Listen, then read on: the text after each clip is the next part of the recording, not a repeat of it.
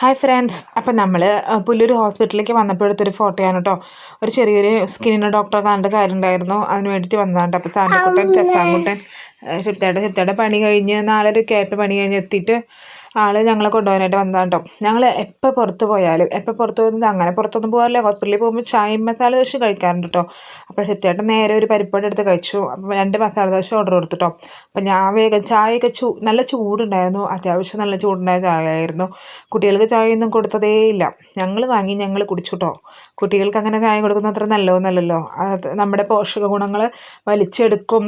ഇപ്പോൾ ഒരു നേന്ത്രപ്പഴത്തിൻ്റെ അകത്തുള്ള വൈറ്റമിൻസൊക്കെ ഈ ചായ വലിച്ചെടുക്കും എന്നാണ് പറയണത്. ഒരുപാട് വിശപ്പൊന്നും ഉണ്ടാവില്ല കുട്ടികൾക്ക്. അപ്പോൾ മസാല ദോശ ഒന്ന് സാറിൻ്റെ മോൾ വേഗം തന്നെ കഴിക്കാൻ കേട്ടോ. അപ്പോൾ സെഫാൻകുട്ടനുള്ള മസാല ദോശ വരുന്നുണ്ട്. അപ്പോൾ അവന് വന്നു. അപ്പോൾ അവൻ കഴിച്ച് കഴിഞ്ഞ് മസാലയുടെ ഭാഗം സാറിൻ്റെയും സെഫാൻകുട്ടൻ കഴിക്കില്ല, അത് ഞങ്ങൾ കഴിക്കട്ടോ. അങ്ങനെയാണ് ഞങ്ങളുടെ പരിപാടി.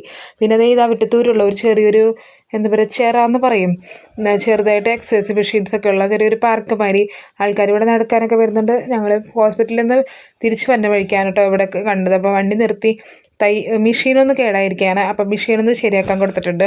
അപ്പോൾ അതിൻ്റെ ആളെ ഒന്ന് വിളിച്ചുകൊണ്ടിരിക്കുകയാണ് ശരിയായെന്ന്. അപ്പോൾ അതൊക്കെ ശരിയായി എന്ന് പറഞ്ഞ് അതാണ് ഫോൺ ചെയ്തുകൊണ്ടിരിക്കുന്നത്. വണ്ടി ഓടിക്കുമ്പോൾ നമ്മൾ വീഡിയോ തരത്തില്ല. Bye bye, see U.